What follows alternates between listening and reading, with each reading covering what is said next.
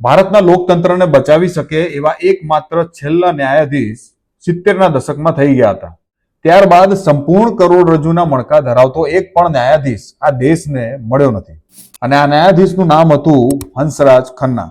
તેઓ 1971માં સુપ્રીમ કોર્ટના જજ બન્યા હતા. તેમણે ઇમરજન્સીના સમયે 2 એવા ચુકાદા આપ્યા હતા જેના કારણે ભારતનું લોકતંત્ર 2014 સુધી સ્વસ્થ રીતે જીવી શક્યું. પણ તેમણે આપેલા આ નિર્ણયોના કારણે સંવિધાન અને લોકતંત્ર તો બચી ગયું, પરંતુ તેમને ચીફ જસ્ટિસ ના બનવા દેવાયા. સૌથી પહેલો જબરજસ્ત ચુકાદો એમણે 1973માં આપ્યો અને એમાં જણાવ્યું કે સંસદ પાસે બંધારણને બદલવાની સત્તા જરૂર છે, પરંતુ તે બંધારણના મૂળભૂત માળખાને નહીં બદલી શકે, એટલે કે એની આત્માને નહીં બદલી શકે.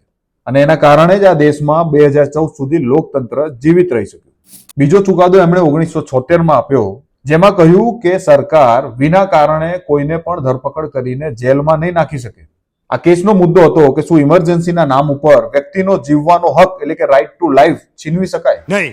તમને જાણીને નવાઈ લાગશે કે 5 બેન્ચની જજમાંથી 4 જજ સરકારની તરફેણમાં હતા, જ્યારે એકમાત્ર હંસરાજ ખન્ના મરદની જેમ બંધારણ અને લોકતંત્ર અને નાગરિકોના અધિકારોના તરફેણમાં ઉભા રહ્યા અને સરકારની વિરુદ્ધમાં ચુકાદો આપી દીધો. અને તેમણે કહ્યું કે કોઈ પણ કાયદા વગર કોઈની પણ આઝાદી છીનવી લેવાનો હક સરકાર પાસે નથી. જીવવાનો અધિકાર એ કુદરતી અધિકાર છે અને એ બંધારણની પહેલાનો અધિકાર છે. પછી થયું એવું કે લોકતંત્ર અને નાગરિકો તો બચી ગયા, પરંતુ તેમના કરતા જુનિયર કક્ષાના જે જજ હતા એને ચીફ જસ્ટિસ બનાવી દેવાયા, અને જેના કારણે તેમણે એના વિરુદ્ધમાં રાજીનામું આપી દીધું.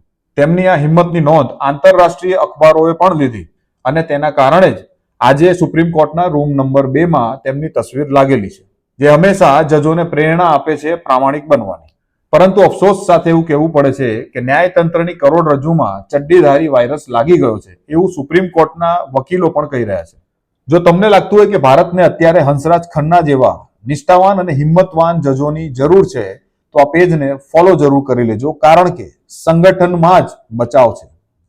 જય હિન્દ.